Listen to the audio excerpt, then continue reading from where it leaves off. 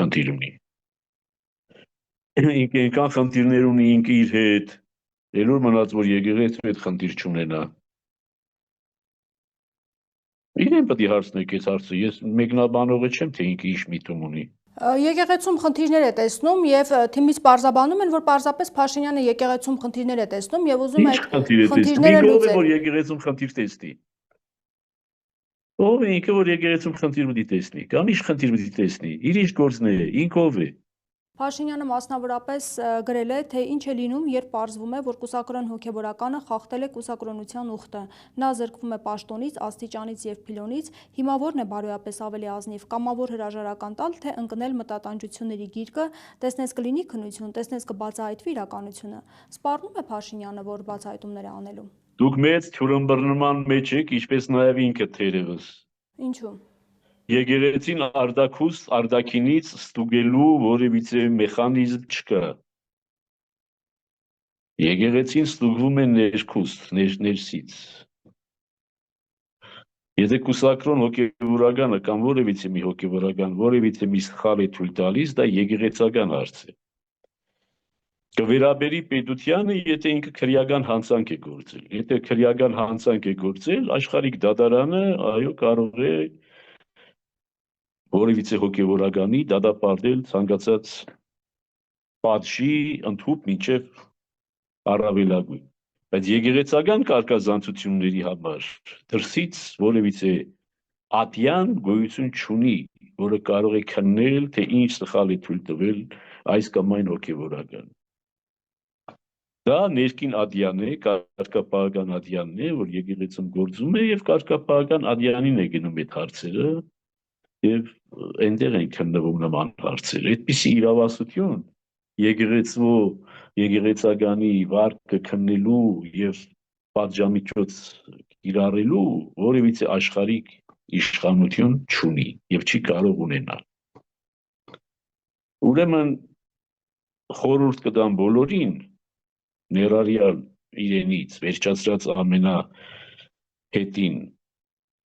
ամենաստորին, չգիտեմ ինչ բառ օգտագործեմ, ամենահամեստ, ամենանվաստ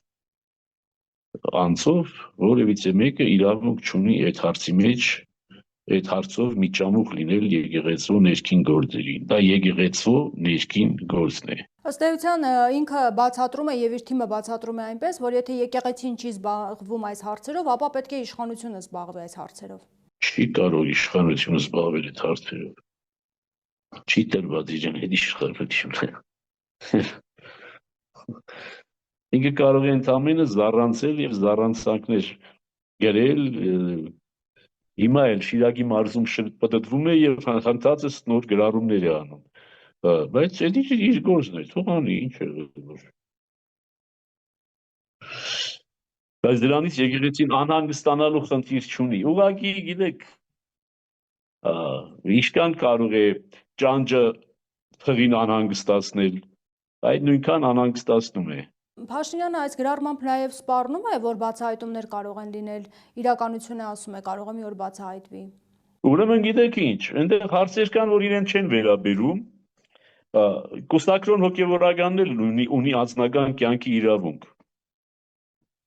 Եվ անձնական կյանքի իրավունքը դա պետության կողմից տրված սուրբ իրավունք է։ Հետևաբար նման տվյալների տիրապետելու դեպքում էլ պետական իշխանությունը իրավունք չունի բարձրաձայնելու, այլ կարող է այդպիսի նյութերը տրամադրել եկեղեցական բարձրագույն իշխանության։ Իսկ եթե ինքը ուզում է այդ օգտագործել իբրև զենք, սա նշանակում է պարզապես պետական շանտաժ է, շանտաժիստ է ինքը։ Եվ ինքը ուզում է պետական մեքենան վերածել շանտաժի մեքենայի։ Հասկանում եք։ Ուրեմն դա անթույլատրելի բան է, անթույլատրելի բան է։ Երկրորդ, այնտեղ մյուս կենակցի կողմից ինչ-որ մեղադրանք է հնչվում, ասում է մանկապիղծներ։ Ուրեմն եթե ինքը տիրապետում է ինֆորմացիայի, որ որևիցե մի հոգևորական մանկապիղծ է եւ չի հայտնում, դա նշանակում է ինքը հանցագործ է։ Հասկանում եք։ Հիմա քննչական կոմիտե կոչվածը կամ չգիտեմ որ այդ մանկապղծության դեպքերի դեմ պայքարող վարչություն կա, չգիտեմ, կա թե չկա։ Նրանք անմիջապես պետք է գնային այդ կնոջ հետևից ասելով, որ այդ գիտես մանկապիղծ եւ մինչեւ հիմա չես ասում, թաքցնում ես։ Մանկապղծությունը սարսափելի, ոչ միայն քրեական, սարսափելի հանցանք է, այլանդակություն է։ Եվ եթե ինքը տիրապետում է ինֆորմացիայի, որ այս ինչ կամ այնինչ սքեմավորը մանկապիղծ է եւ չի հայտնում, նշանակում է հանցագործ, իրեն պետք է բռնել, տանել, կալանավորել, ստիպել, որպես ցուցմունք տա։ Սրանք ուղղակի, գիտեք, բաներ ասել այնքան հասարակացրել են, որ ասում են, խոսում են, կարևոր չի, կասենք, հա, կկպնի, չի կպնի։ Ուրեմն կուսակրոնի անձնական կյանքը դա անձնական կյանք է։ Իսկ երկրորդ, եթե կուսակրոնը մանկապիղծ է, կամ ոչ կուսակ, որևիցե մի հոգևորական մանկապիղծ է, կամ որևիցե մեկը մանկապիղծ է, եւ դու գիտես, չես հայտնում այդ մասին, հանցագործ ես։ Հիմա քննչական կոմիտեն գնացել է այդ կնոջ հետևից։ Եթե չի գնացել, քննչական կոմիտեն էլ է հանցագործ։ Իսկ կուսակրոնության խախտումը չխախտումը սա ներեկեղեցական դիսցիպլինար հարց է։ Դա ոչ մեկին չի վերաբերում։ Դրսի մարդկանց ոչ մեկին չի վերաբերում դա։ Հասկանում եք։ Ասում են դա կեղծ հոգևորականություն է, խոսում եւ քարոզում են այլ բան, բայց իրականությունը եւ իրականում գործում են այլ բան։ Ինքն է որոշել այդ։ Ինքն է որոշել դա։ Դա որոշում է հասարակությունը, դա որոշում է եկեղեցի հաճախող ժողովուրդը, դա որոշում է եկեղեցում հաղորդություն ստացող ժողովուրդը։ Իսկ եթե ասում եմ, եթե ինքը որևիցե մեկի մասին օպերատիվ տվյալներ ունի ազգային անվտանգությունից կամ ոստիկանությունից եւ ուզում է դա այսպես թանկ գնով վաճառել, սա շանտաժ է։ Պետական շանտաժ է։ Իսկ շանտաժին որևիցե մեկը պարտավորել չի տրվելու։ Ինչ է նշանակում։ Եթե կուսակրոնը խախտում է իր կուսակրոնության ուխտը, եկեղեցական ատյանը քննում է վճիռ է կայացնում։ Լեփլեցուն ես բոլոր տարիներին քանի հատ եք տեսել, որ կուսակրոնը կարկալույց է արվել նաև այդ պատճառով, որ խախտել է իր կուսակրոնության ուխտը։ Եղել է լեփլեցուն դեպքեր կան։ Բայց դե եկեղեցական ատյանն է անում, ոչ թե աշխարհիկ ատյանն է անում։ Աշխարհիկ ատյանը ինչ իրավունք ունի մտնելու մարդու ինտիմ կյանք։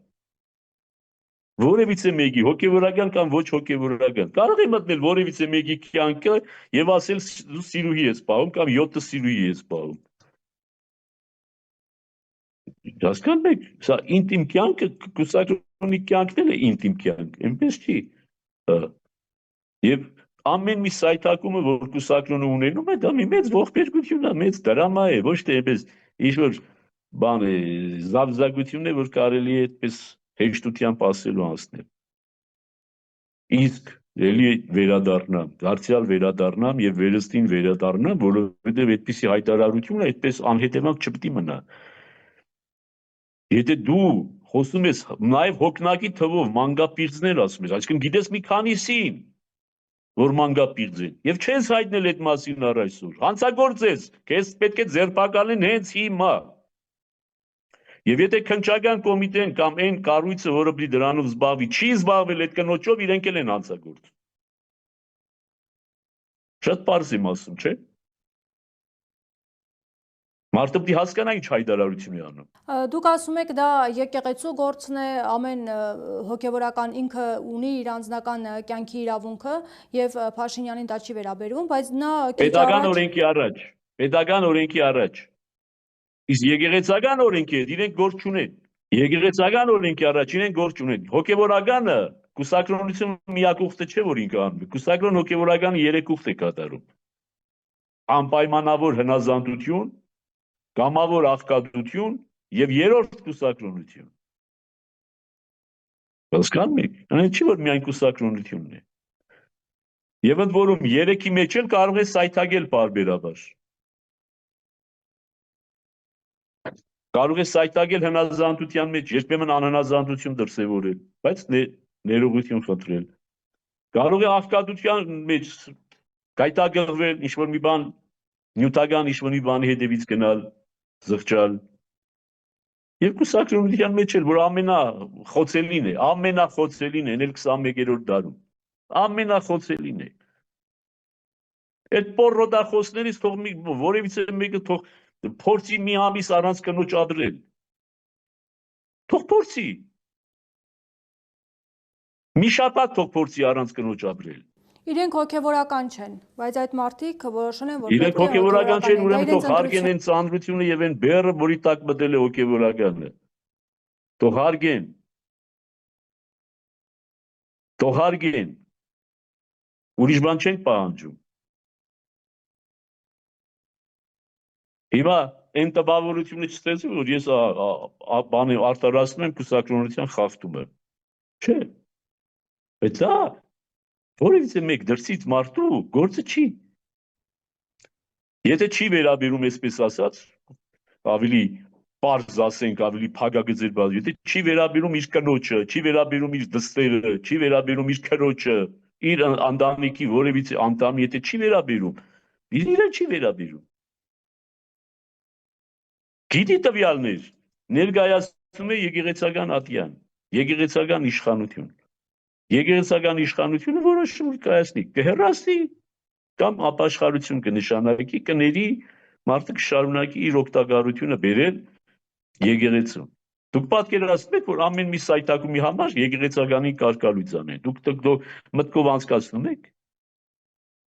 Եկեղեցականը սուրբ չէ։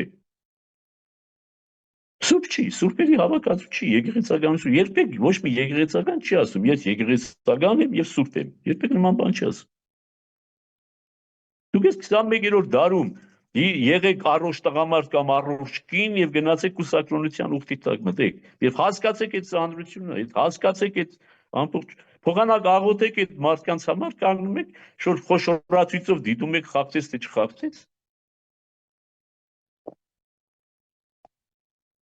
Մենք վերջ-վերջո ես 62 տարեկան մարդ եմ, հա 25 տարեկանում կուսակրոնության ուխտ եմ արել, 1000 մի փորձությունների միջով եմ անցել, 1000 մի փորձությունների միջով, 1000 ու մի, դուք գիտեք այդ որևիցե փորձությունից տեղյակ եք, շատ հեշտ է ասել, խախտել է չի խախտել, խախտել է չի խախտել, բայց դրա հետևում ամբողջ մի դրամա է, ամբողջ մի ողբերգություն է։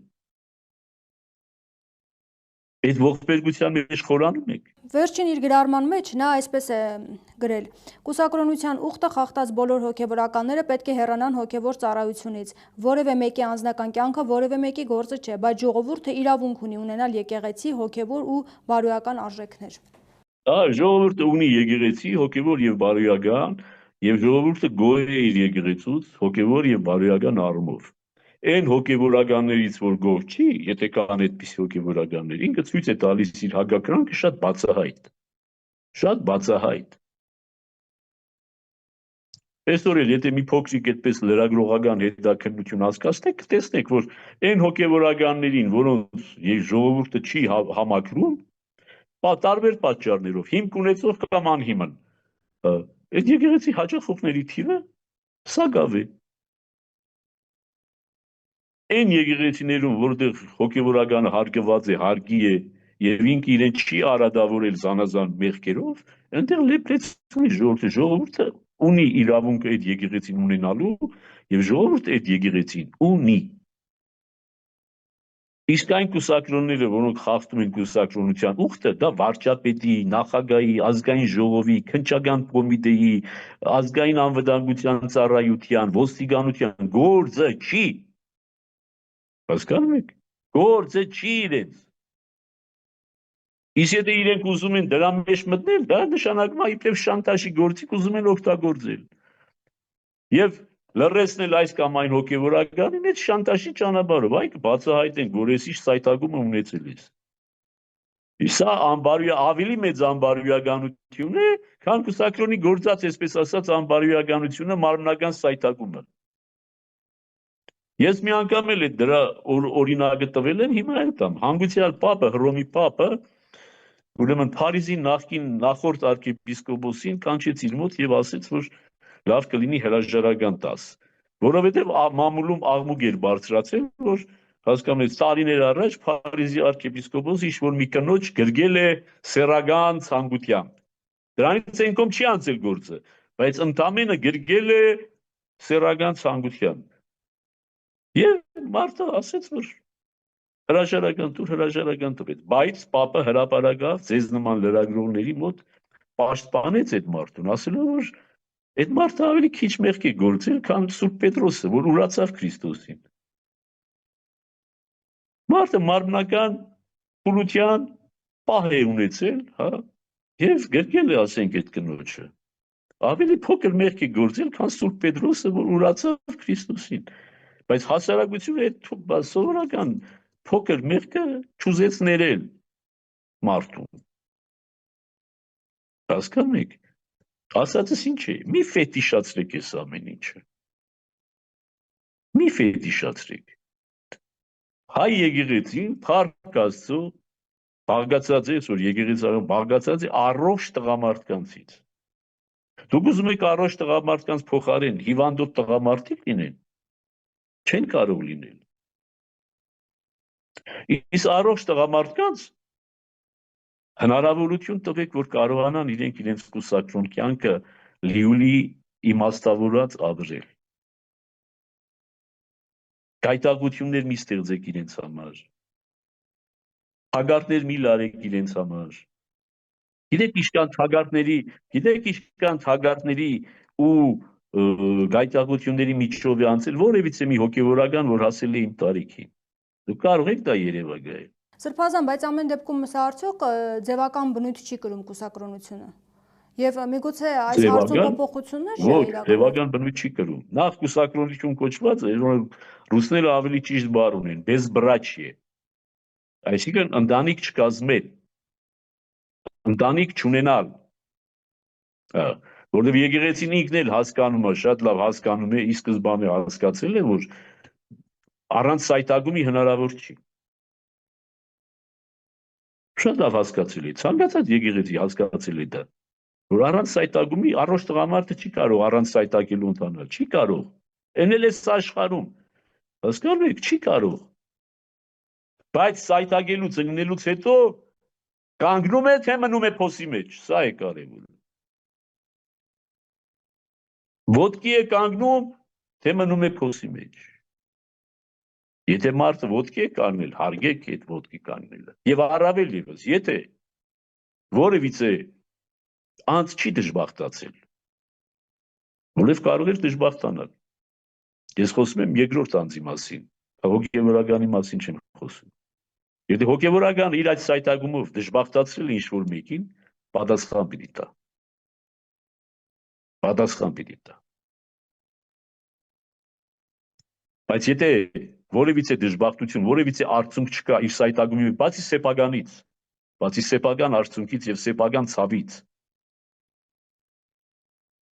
թողեք հոգևորական ապրի իր սեփական արդյունքով եւ իր սեփական ցավով։ Իսկ ով մտածում է, որ դա շատ հեշտ է, իսկ ով որ մտածում է, դա շատ հեշտ է, թող մեկ ամիս ապրի այդ կյանքով։ Մեկ ամիս ապրի։ Մեկ ամիս ինչ եմ, մեկ շաբաթ թող ապրի այդ կյանքով, փորձի ապրել։ Նիկոլ Փաշինյանի հայտարարությունները հաստատեցին նաև քաղաքացիական պայմանագիր խմբակցությունից եւ նրանք նշում են, որ եկեղեցում եւ եկեղեցուց դուրս գտնվող սրբապիղծերի դիմակը պետք է պատռվի եւ ովքեր թաքնվել են սքեմի տակ պետք է բացահայտվեն։ Հիմա այսինքն գործընթացներ են հաջորդելու եկեղեցու դեմ։ Հիմա հակառակորդ է դարձել իշխանությանը։ Ես ինչ իմանամ, իրենց հարցրեք։ Ասում աղվեսը չի, աղվեսի պոչն է, ԿՊ-ն։ Աղվեսը չի, աղվեսի պոչն է, ինչ ուրիշ բան դասեին։ Դասեին վայ ամոթ իրեն, հա, այդպեսի բան դասեին, այդքան համարձակություն ունեն կամ կարողություն ունեն։ Իհարկե պետք է ձայնի տված պետք է նույն բանը շարունակեն։ Իսկ ինչու հիմա Փաշինյանը որոշեց այս հարցերը բարձրացնել, ինչ խնդիր է լուծում, արդյոք խնդիրը հոգևորականն է, թե եկեղեցին է։ Փաշազադեին է ձայնակցում, Ադրբեջանին է ձայնակցում, Ադրբեջանին թեմա է տալիս։ Հիմա եթե այսօր հետևեք ադրբեջանական մամուլին, ամբողջ ադրբեջանական մամուլը հեղեղված է իր եւ իր կենակցի այդ հայտարարություններով, որ տեսեք հայ եկեղեցին լեցուն է սրբապիղծներով եւ մանգապիղծներով։ Ինչու է ձայնակցում, ինչ է ուզում, ինչ մեսիջ է ուղարկում Ադրբեջան կամ Թուրքիա։ Այսինքն որ մենք նույնպես պայքարում ենք հայ եկեղեցու դեմ, ինչպես դուք, մեր թշնամին էլ է, հավասարապես մեր թշնամին էլ է հայ եկեղեցին։ Ինչպես ինչ պետք է դանի։ Հայ եկեղեցին է 5-րդ շարասյուն չի այս երկրում։ Արցախի պահանջատերը չի, ռևանշիստ չի։ Դու գիտեք, եթե հասկանում ես, հիմա ուրիշ բան էլ ասեմ, ճիշտ չի որ ասում եմ, բայց ստիպված եմ ասելու։ Հիմա այն որ ասում է այսպես սրբապիղծ եւ այլն եւ մանկապղծությանը չեմ արդում, մանկապիղծ չկա։ Եթե լիներ, պետք է բանդում լիներ։ Հա։ Այդ որ սրբապիղծ ասում է սրաներ, իր սրտի հոգեվորականների մեջ չկան նմանները։ Իր սրտի, իր ուզած հոգեվորականների մեջ նմանները չկան։ Հələ իրեն հարցրեք։ Ասենք ձեզ, ովքեր որ ձեզ փառաբանում են կամ ձեզ աղոհացով դիմավորում են կամ ձեզ երբ որ լավ բաներ են ասում, այդ հոգեվորականների մեջ ոչ մի նմանը չկա։ Սուրբ են, ուրեմն եթե եկեղեցին ռևանշիստ չլներ, 5-րդ շարասյուն չլներ, հասկանում ես եւ այլն չլներ, այս հարցերը չէի լինի, ոչ էլ խոսել այս մասին, հասկանում ես։ Հա։ Ուղղակի այսքան ժամանակ տեսել է, որ ինչ արել է, ուրեմն վարունգը հագարակ ուղղությամբ է աճել, հիմա հասել է ամենայսպես ասած խոցելի տեղին։ Ժամանակին փորձեց մեղադրել կոռուպցիայի մեջ, չէ, հարստության մեջ, բան, անաշխատ եկամուտների մեջ, չգիտեմ ինչով, ոչ մի բան չկարողացավ անել, չէ, չգիտավ ոչ մի բան, չէ։ Կոռումպացված հոգեվորականներին պիտի ծնկի բերեր, չէ, ոչ մի կոռումպացված հոգեվորական չգտա, որպեսզի ծնկի բերի, չէ։ Հիմա եկե հասել է հարցը այն է, որ ամենափափուկ թեման է, էլի։ Հա, սեռական, մարդու սեռական կյանքը ուրեմն քննարկել ամենափափուկ, այսպես շահարկվելի թեման է, քննարկենք, հասելա վրա գցենք, հանելա վրա գցենք, ճիշտ է սխալ է, կասենք ընդամենը լսել էի, կվերջանակի գնա։ Էս է, աղմուկ բարձրացնել, հա, փոշի բարձրացնել եւ այդ ֆակտոր ջրում փորձել սեփական զուգը որսալ։ Ինչի մասն է խոսքը։ Եկեղեցին կենթանի մարդկանցից բաղկացած կենթանի օրգանիզմ է, ամեն ինչ կարող է տեղի ունենալ։ Ամեն ինչ կարող է տեղի ունենալ եկեղեցականների մեջ։ Ամեն ինչ կարող է տեղի ունենալ։ Բայց կան բաներ, որոնք դա վերաբերում են զուտ եկեղեցական իշխանության, կան բաներ, որոնք վերաբերում են աշխարհիկ իշխանության։ Եթե ես մարդ եմ սպանում, չպետք է փախնեմ, ասեմ, ես հոգեվորական եմ, ինչ չեք կարող դատել, այո, կդատեք, տվեք առավելագույն պատիժ։ Մանկապիղծ հոգեվորականի կբռնեք, տվեք առավելագույն պատիժ։ Բայց այն հանցանքները, որոնք քրեական հանցանք չեն, եւ հանցանք են զուտ եկեղեցական ադյանի առջև, այդտեղ ձեր ինչ գործն է։ Դա ձեր ինչ գործն է։ Ասում են եկեղեցին ինքը պետք է այդ հարցերով զբաղվի եւ քանի որ չի զբաղվում, արդեն եկեղեցին զբաղվում է, ինքը չպետք է թելադրի թե եկեղեցին բաժանված է պետությունից։ Մոռացել եք։ Հիմա այս մեղադրանքներին, ծանր մեղադրանքներին արդյոք եկեղեցին պատասխանելու է եւ ո՞րն է լինելու ձեր գործողությունները։ Աղջիկ ջան, բացարձակ պատասխանելու կարիք չկար։ Բացարձակ, ես ասել եմ, ելի եմ ասում, շան տեղ դնելու կարիք էլ չկար։ Բայց ուղղակի դուք եք լրագրողներ դեք, հոգնեցնում եք երեկվանից այսօր, հոգնեցնում եք զանգելով, բանանելով։ Դուք եք այս թեման այսպես բանանում, կրակի վրա էփում, արծարծում։ Բայց Փաշինյանը բավական է լուրջ մեղադրանքներ է հնչեցնում, պատասխան չպետք է ստանա։ Եկեղեցին կարհամարեր կասներ կգնար, շունը հաչում, քարավանը գնում է։ Արհամարելով հարցը կլուծվի։ Ամեն մի հաճացող շանը, որ կանգնես, կռանաս, քար վերցնես, որպես խփես, տեղ չես հասնի։ Բայց դուք լրագրողներ Բայց դուք վտանգ չեք տեսնում, Սրբազան։ Այս ինչ եղավ, բան եւ այլն, հասեք, բան եւ այլն։ Հա, թեմա է, գտե հարցնում եք, մենք էլ ստիպված պատասխանում ենք, դուք էլ կարծում եք, թե մենք անհանգստացած ենք։ Ինչ ունենք անհանգստանալու։ Ուրեմն ասում են եկեղեցականները պետք է թողնեն եկեղեցական ասպարեզը։ Հա, ասեք թե ես թողեցի եկեղեցական ասպարեզը։ Բայց դրանից ինչ օգուտ եկեղեցուն կամ հասարակությանը։ Ո՞րն է օգուտը։ Դուք ինչ վտանգ եք տեսնում այս ամեն ինչում։ Խնդիրը դա է, թե ինչ հեռահար ծրագրեր կան եւ ինչ վտանգ եք դուք տեսնում։ Այս ամենի մասին խոսելը եւ բարձրաձայնելը միայն այդ նպատակն ունի։ Եկեղեցու դեմ այս հայտարարություններից։ Սա պարզապես շանտաժ է։ Բայց ինչու է Շանտաժիստը շանտաժ անում, շանտաժիստ է նպատակը կոչվում։ ո՞րն է։ Ամեն ինչ անելու համար նպատակ պետք է լինի, ծրագիր պետք է լինի։ Իրեն հարցրու, իր ձեռքում է ազգային անվտանգությունը, ոստիկանությունը, բանակը, ուժայինները, ամեն ինչ իր ձեռքում է։ Իրենց հարցրեք ինչ է ծրագիրը հայ եկեղեցու դեմ իրենց այս արշավի։ Ես ինչ իմանամ ինչ է։ Ես արդեն ասի իմ տեսակետ, Ադրբեջանին հաջողանալն է։ Շնորհակալ եմ զրույցի համար։ Խնդրեմ։ Զրուցում է Շիրակի թեմի առաջնորդ Միքայել arczepiskopos Աջապահյան։ Վարչապետը վերջին ժամերին հայրաքելական եկեղեցու հոգևորականների հասցեին արդեն գրեթե բոլորն են տեղյակ եւ էթիկայի նորմերից ելնելով դրանք չհիշատակենք, սոցցանցերում մարդկանց շրջանում փոթորկում է առաջացրել այդ գրառումները եւ մարդիկ զարմանք են հայտնում, թե ինչպես կարող է երկրի ղեկավարը նման որակումներ, նման արտահայտություններ օգտագործել։ Առաջին հարցը Սրբազան, ըստ ձեզ ինչ է պատահել, ինչի հետ է կապված, որ վարչապետը կրկին շատ սուր հռետորաբանություն է օգտագործում եկեղեցու հոգևորականների հասցեին, ինչ պատահեց, ինչի հետ է դա կապված ըստ ձեզ։ Ուրեմն դուք բոլոր լրագրողները մի ընդհանուր հիվանդություն ունեք։ Հարցը փոխանակ տակ նրան, ում ուղղված է, տալիս եք ուրիշին։ Այդ հարցը վերաբերում է այն մարդուն, ով այդ գրառումները կատարել է։ Իրեն հարցրեք, ինձ հարցնում եք, ես ինչ ասեմ։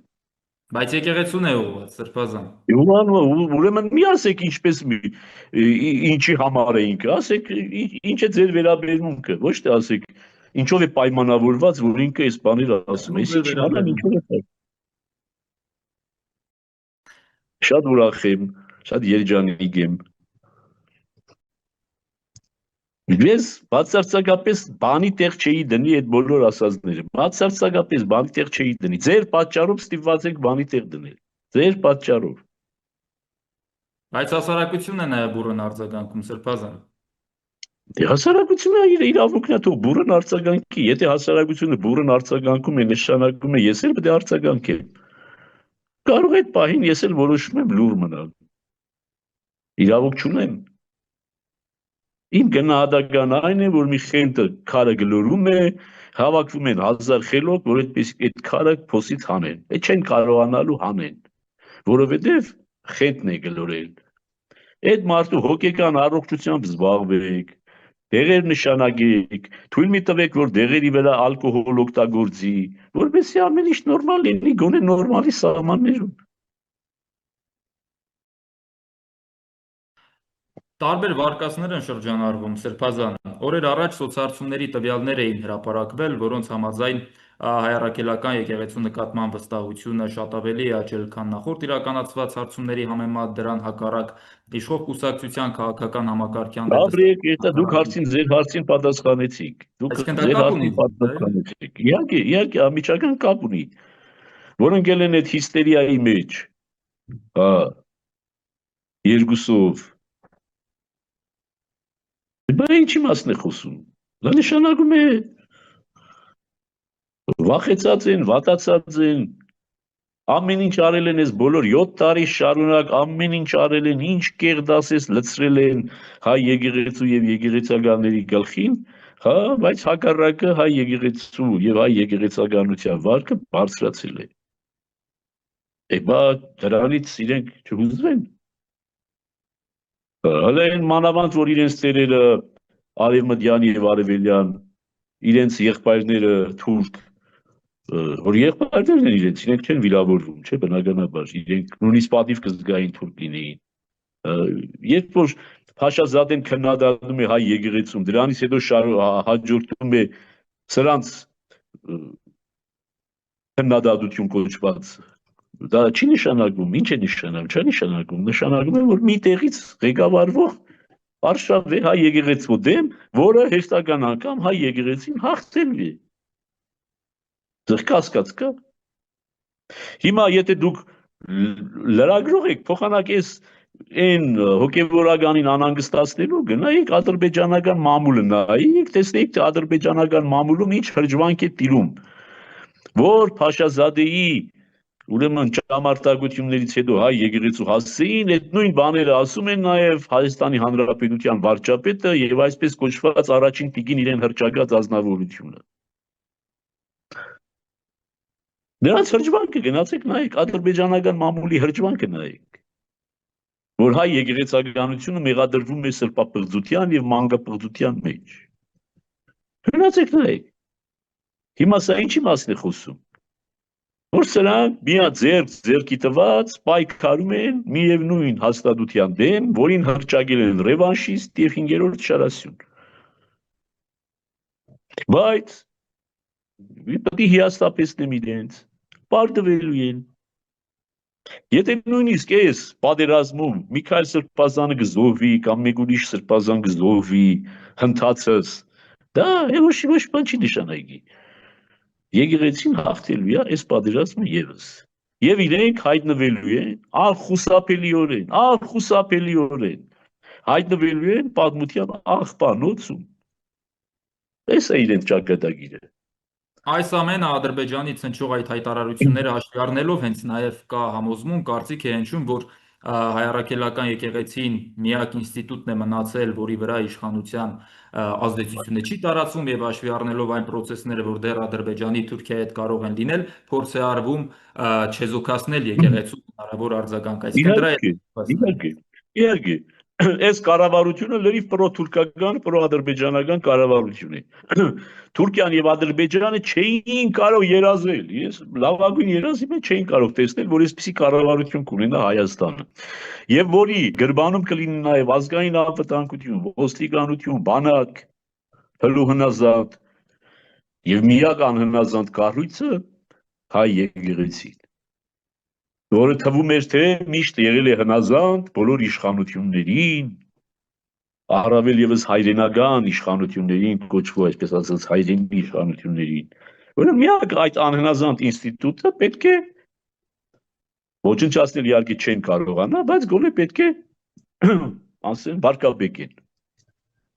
Եվ նաև Փաշինյանը շարունակելով գրառումները նորից անդրադարձել էր հոգևորականներին, պնդել, որ կուսակրոնության ուխտը իր ձևակերպմամբ հաղթած հոգևորականները պետք է հեռանան հոգևոր ծառայությունից, որը մեկի անձնական կյանքը, որը մեկի գործը չէ, բայց ժողովուրդը իրավունք ունի ունենալ եկեղեցի հոգևոր ու Ուրեմն ինքը ժողովուրդը չի։ Եթե ինքը իրեն խփել է, որ ինքը ժողովրդի ընտրյալն է, մենք էլ դրան պարտավոր չենք հավատալու։ Ինքը ժողովուրդը չի, նախ, երկրորդ ժողովուրդը նման իրավասություն խառնվելու եկեղեցականության ներքին գործին իրավունք չունի։ Ժողովուրդը իրավունք ունի ընդամենը իր վերաբերմունքը արտահայտելու եկեղեցականության հանդեպ, չհաջախելով եկեղեցի կամ հաջախելով եկեղեցի։ Հասկանում եք, եւ արտահայտելով որևիցե մի հոգևորականի նկատմամբ վերապահումը բացահայտ։ Բայց որը ժողովուրդը եւ ժողովրդական որևիցե զանգված այդ նման մեխանիզմ չունի եկեղեցականի հեռացնելու, չկա այդպիսի բան։ Եկեղեցուն եկեղեցական ասպարեզից հեռացնում է եկեղեցական իշխանությունը։ Հասկացաք, իսկ եկեղեցական իշխանությունը ներքին իր հարցերում լիակատար անկախ է եւ պետությունը իրավունք չունի այնտեղ մտնելու։ Դա էլ իրենց օրենքից եկեղեցին եւ պետությունը բաժանված են։ Պետությունը իրավունք չունի մտնելու եկեղեցական հարցերի մեջ եւ եկեղեցականների հարցերի մեջ։ Ուրիշ հարց, եթե եկեղեցական աշխարհիկ օրենքները խախտի, քրեական հանցանք գործի, այո, կարող եք ձերբակալել, տանել բանդարգել, բոլոր անհրաժեշտ միջոցները ձեռնարկել։ Հասկանում եք, բայց մնացած կուսակրոնության խախտումը կամ չխախտումը դա ոչ քրեական հանցանք է, ոչ զանցանք է, ոչ էլ իրենց վերաբերում է։ Ընդհակառակը այն են, որ մանկապղծության մեջ էր մեղադրել, չէ, ինչ որ մեկը, չէ, հա։ Այ հիմա քրեական կոմիտեն այնտեղ պետք է լիներ, այդ կնոջ կողքին նստած պետք է լիներ եւ դասեր տուրել անուն ազգանունները։ Եվ եթե չտար, իրեն պետք է բանդարգի։ Հասկանում եք։ Ուրեմն ինքը գիտի մանկապիղծ հոգևորականների անուններ եւ չի ասում, լռում է։ Այդ հանցագործ է։ Ինչպես Գյումրիում էր, չէ, հայտարարել, ասում է, գիտենք ովումից ինչ է թալանել, բա որ գիտես ինչ չես հայտարարում, ինչ ես ասում։ Հանցագործ ես։ Գիտենալ եւ թաքցնել հանցանք չի։ Էն էլ մանկապղծություն։ Մանկապղծության մասին իմանալ եւ չհայտնել անբարոյականության գագաթ է, անբարոյականության գագաթ։ Հիմա թող գնան քննչական կոմիտեն, թող գնա Կողքնստյանցի անունները դուր, եթե չտա իրեն պետք է դատեն։ Հանցավոր այդպես զրբարդության, սարսափելի զրբարդության համար։ Որովհետև գիտեք, դա ինչ մեղադրանք է, պատկերացնեք մեղադրանքի չափը։ Փոխասելով չի։ Կուսակրոնը կուսակրոն չի, մանկապիղձը մանկապիղձ, մաֆիո, ինչ ասես եղանք այ մարդ էլ սրբապիղձ էլ ոչ կուսակրոն էլ մանկապիղձ էլ մաֆիոզ, ինչ ասես եղանք։ Դատեք մեզ։ Օրենքնել է ձեր ձերը, կնիկնել է ձեր ձերը, ես ասում եմ, մեղնել է ձեր ձերը, մուրջնել է ձեր ձերքը։ Տնաշեններ, եկել եք, քանի որ չկարողացաք այդ հարցերում որևիցե բան անել, մաֆիոս հոգևորականներին ծնկի ենք բերելու։ Ծնկի բերեցիք, գտաք մաֆիոս հոգևորական, չգտաք։ Հիմա եկեք մտել եք եկեղեցու ներքին կյանքի մեջ։ Եկեղեցու սպիտակեղենն եք սկսում փորփրել։ Ամոթ թե չեք ամաչում։ Ամոթ պետք է զգան, չէ՞ վերջում։ Եվ ինքը իրեն հեչքելով ասում անձնական կյանքի իրավունք, այո, կուսակրոն հոգևորականների անձնական կյանք մտնել չի կարելի, ով ասեց, որ կարելի է։ Ով ասեց, որ կարելի է։ Կամ ով ասեց, որ կուսակրոն հոգևորականն ամեն մի հավատացյալի առաջ հաշվետու պետք է լինի։ Ինքը հաշվետու է իր խոստովանահոր առջև, իր եկեղեցական իշխանության առջև։ Դուք լավը կարող էիք լինել, դուք կարեիք լինեիք հոգևորական, կուսակրոն, նվիրյալ։ Մենք այսքան ենք եղել։ Այսքան ենք կարողացել, այսքան ենք եղել։ Գայիք լավը լինեիք։ Մի շաբաթ չեք կարող ապրել այն կյանքով, որով մենք ապրում ենք 40 տարի։ Մի շաբաթ չեք կարող ապրել։ Սրբազան այժմ կոչեր, խնդրանքներ են հնչում դեպի եկեղեցի, որպեսզի օրինակ Փաշինյանը բանադրվի կամ որևէ այլ կտրուկ քայլեր, եկեղեցու պատասխան իհարկե դուք ձեր անձնական կարծիքն եք հիմա հայտնում, ոչ թե ամբողջ եկեղեցու, բայց ձեր գնահատմամբ ինչպիսին կարող է լինել եկեղեցու արձագանքը կամ ինչպես կարող է շարունակվել այս ամենը ստեղծված պայմաններում։ Արձագանք ասում եմ ես երեկվա եւ այսօրվա հայտարարություններին ու գրառումներին եկեղեցին պատշաճ էր, որ բացարձակ չանդրադառնալ լրտության բանտեր անհամար էր։ Իբրև մի վայրահաճություն քարավանի ճանապարհին։ Ես դուք չեք թողնում, դուք լրագրողները կյանքներս կերակ, դուք չեք թողնում, որպեսզի եկեղեցին անի այն, ինչ որ պատշաճ է համարում անել։ Դուք ոչ մեր խոսքն եք կարողանում ճիշտ մեկնաբանել, ոչ մեր լրտությունը։ Ինչ պետք է լիներ մեր վերաբերում։ Մեր վերաբերումը պետք է քմծիծաղ տանք, արհամարհենք ասենք։ Եվ ինքը զգար, որ ինքը արհամարված է։ Նույնը երեկվա այդ խորդանոցների, խորդանոց հրճագի, այդ տղաջան, ամբողջ կյանքդ այդ միջավայրում մեծացել ես չուլանաբար և չուլանաբարով, եկել ես հիմա եկեղեցուն բան ես ասում։ Ամենամաքուր տարածքները, ամենախնամված տարածքները ես երկրում հասկանում ես, այն մասնավոր բիզնես տարածքներից հետո, որտեղ հսկայական ուրեմն միջոցներ կան, եկեղեցական տարածքներն են։ Օլիգարխների տարածքներից հետո եկել որ ոչ մի օլիգարխի հետ կապ չունի, էլի ոչ մի փողի հետ կապ չունի, պարզապես նվիրումի հետ կապ ունի։ Դու եկել ես եկեղեցին կամ ինչ-որ մեկն էլ ընդեղ իր արբանյակներից նկարները դրել, տեսեք որ չուլան։ Եկեղեցու դրսի տարածքները ցույց է տալիս իբրև եկեղեցուներից։ Եկեղեցու դուրսում ներսել իրար հետ չեք տարբերում։ Այս աստիճան ողորմելի է։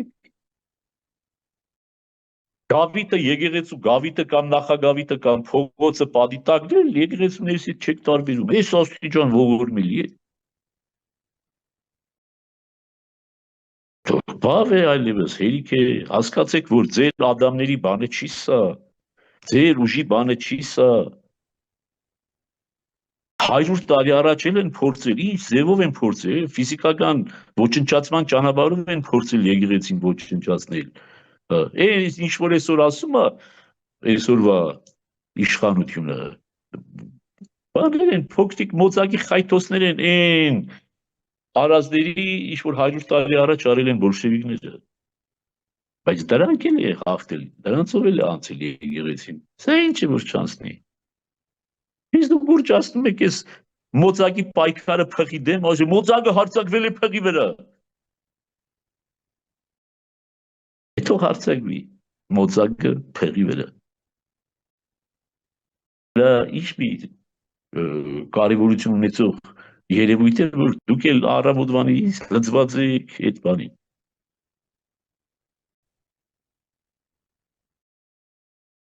Երբ որ մոծակը հարձակվում է փղի վրա, փիղը կարող է նկատել այդ մոծակին։ Չի նկատի։ Իսկ դուք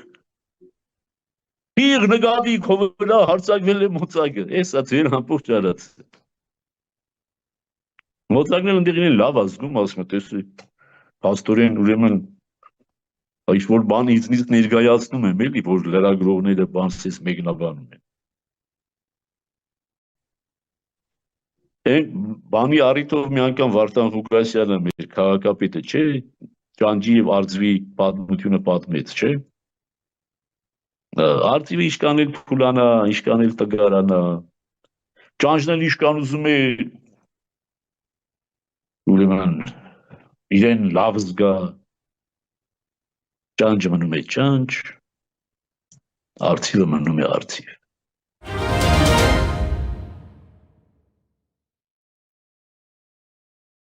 Ամենամեծ ճշմարտությունը մենք մոռանում ենք։ Արցախի կորուստը։ Արցախը կորած է։ Սին հույսեր փայփայել, թե Արցախը հետ ենք բերելու, սա մեծ ինքնախապեյություն է։ Սա մեծագույն խապեյությունն է, որ կարող ենք ասել։ Արցախը անդարձ կորած է։ Անդարձ ասելով ես համարում եմ մեծ սերնդի համար։ Կարող են հաջորդ սերունդը, որովհետև Արցախը անդարձ կորած էր նաև 1922 թվին։ 1922 թվին, ով որ հանձնեց Արցախը Ադրբեջանին, ոչ ոք կենտանի չէր երևի 88-90-94 թվականների։ Նրանք հանձնեցին եւ իրենց համար անդարձ կորավ։ Հիմա մենք հանձնեցինք եւ մեզ համար կորած է։ Այդ ճշմարտությունը ստեղից է սկսում։ Այս ցավալի ճշմարտությունը, ով որ գա իշխանության, այս ցավալի ճշմարտությունը պետք է ասի։ Այլապես, եթե գանք այս ալիքի վրա ասելով, դեք մենք գալիս ենք այս Արցախը հետ ենք բերելու։ Խալատ ենք անել, ոչ մեկը չի կարողանալու Արցախի հետ բի։ Մանավանդ, ես ուրիշ անգամներ եմ ասել։ Օբյեկտիվորեն դա լիուլի հնարավոր է։ Արցախը հետ բերել չէ, Նախիջևանը հետ բերել է հնարավոր։ Կարսնու Արդահանը հետ բերել է հնարավոր։ Օբյեկտիվորեն։ Բայց դուք դի հաշվի առնես, թե սուբյեկտիվորեն ինչ վիճակում ես։ Բայց սուբյեկտիվորեն, իսկի դու այսօր հարց ունես Երևանը պահելու։ Որևիցե մի քայլ անելուց պետք է նա օբյեկտիվ եւ սուբյեկտիվ նախադրյալները մի հատ քննես, բռնես, գցես, բռնես, մտնես, ելնես։ Զգացական բանը, հայի համար զգացականից դուրս գալը դա թիվ 1 պրոբլեմն է, չի կարողանում։ Դες նույնիսկ պարոն Հակոբյանի մոտ շատ տեսա այդ զգացականը, Սարդարապատ։ Սարդարապատը խայդարագություն է։ Ինչի մարա խայդարագություն։ Որտեղ միակ հաջողված դեպքն է 1000-ամյա պատմության մեջ։ Ոնց կարա հայ ժողովուրդը մի հաջողված դեպք ունենա 1000-ամյա պատմության մեջ։ Խայդարագություն է։ Բայց մենք այնքան զգացական ժողովուրդ ենք, որ այդ խայդարագությունը դարձրել ենք բան։ Մեկ այլ խայդարագություն։ 300,000 զոհ ենք տվել մեծ հայրենականին։ Նույնքան զոհ տվել ենք առաջին համաշխարհային պատերազմում։ Դուք հասկանում եք 300,000 զոհ։ 300,000 18, 20, 25, 30 տարեկան այն ժամանակ ջահելն էր։ Այդ 300,000 զոհը ոնց է մարսել այս ազգը, որ հիմա 5,000-ը չի կարողանում մարսել։ Ոնց է 14-18 թվի 300,000-ը մարսել, որ հիմա այս 5,000-ը չի կարողանում մարսել։ Գոգորտին է կանգնել։ Եվ հիմա որ ասում եք պատերազմ կլինի, բոլորը սարսափում են, պատերազմի չեն սարսափում, պատերազմը արդեն է, այս մեջն եք պատերազմի։ Բայց սա անզոհ պատերազմ է։ Մենք տարածք ենք տալիս, զոհ չենք տալիս։ Տարածք ենք տալիս, զոհ չենք տալիս։ Տարածք ենք տալիս, զոհ չենք տալիս։ Սրան համաձայն ենք։ Բայց պետք է լիներ հագարակը։ Պետք է զոհ տայինք 1, 10, 100, 1000, 10,000, 100,000, բայց տարածք չպետք է տայինք։ Ուրեմն մեր մտածողության մեջ պատերազմը զոհ տալն է։ Սա մեծագույն թյուրըմբռնումն է պատերազմի մասին։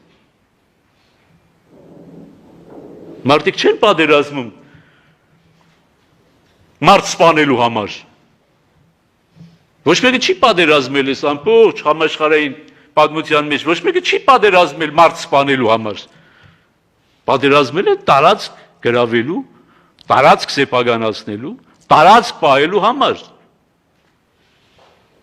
Անկախ զոհերից։ Հայի մոտ այս մտածողությունը չի։ Հայի մոտ լրիվ տարբեր է։ 30,000 փրկեցի, հերոս եմ։ Չել փրկել, հարցը դա չի։ Որովհետև 30,000-ին չէր կարա 500 հոգի շրջապատեր։ Պատմությունը, համաշխարհային ռազմագիտությունը չունի դենց օրինակ, որ 500 հոգին շրջապատի 30,000 հոգու։ Եվ 30,000 հոգին ստիպված լինի կամ հանձնվել, կամ սպասայիսը բեքստվեմ, ասում չէ, Մաուգլի։ Հայի մոտ ամեն ինչ սխալ է, ամեն ինչ սխալ է, հաղթանակը սխալ է, հաղթանակի հասկացողությունը սխալ է, պարտության հասկացողությունը սխալ է, պետության հասկացողությունը սխալ է, եկեղեցու հասկացողությունը սխալ է, չի հասկանում եկեղեցին, չի ճանաչում իր եկեղեցուն, չի սիրում իր եկեղեցին, իր սեփականը չի սիրում։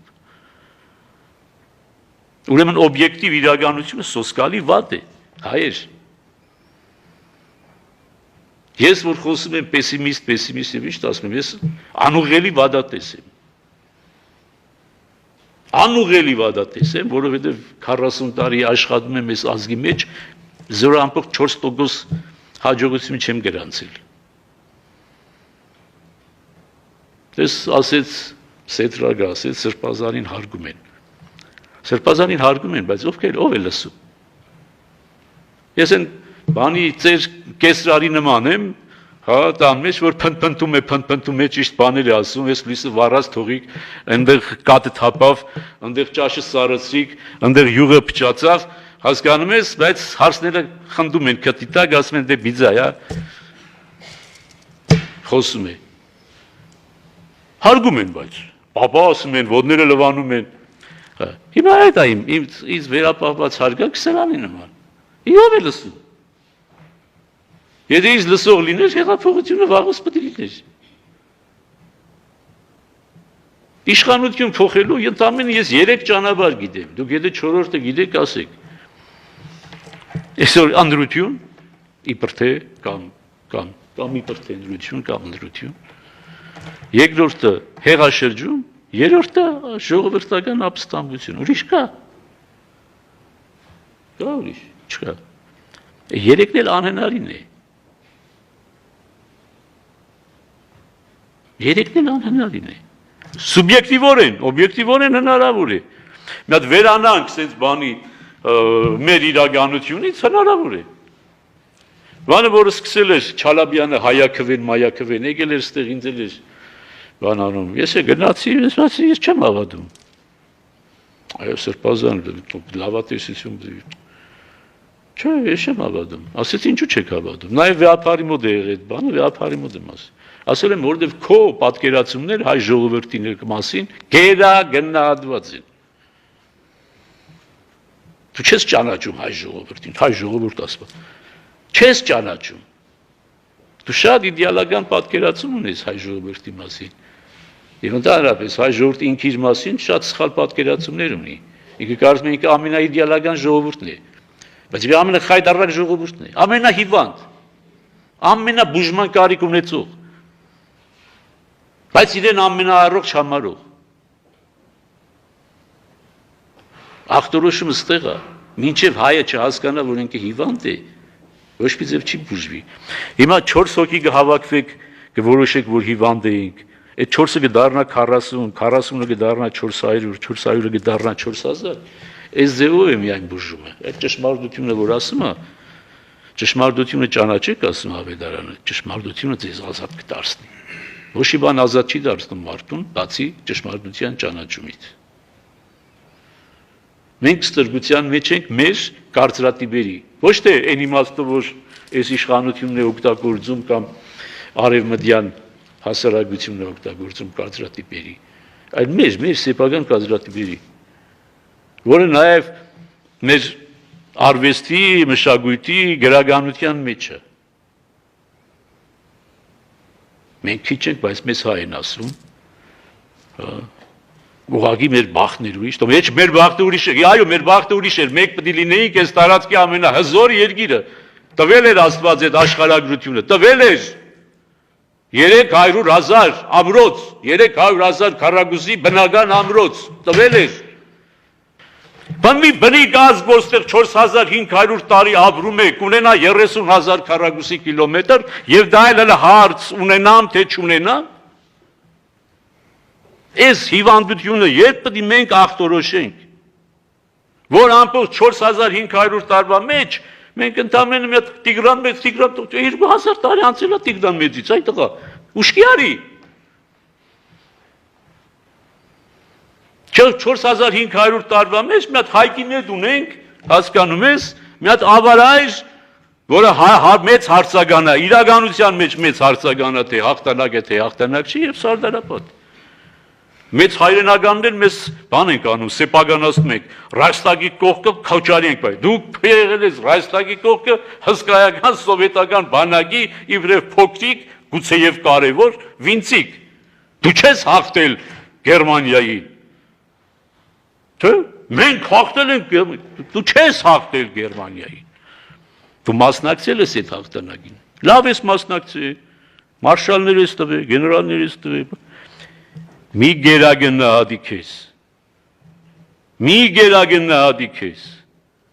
Քո գերագնահատելու արդյունքն է այն, որ Նիկոլն այսօր քո ղեկավարը։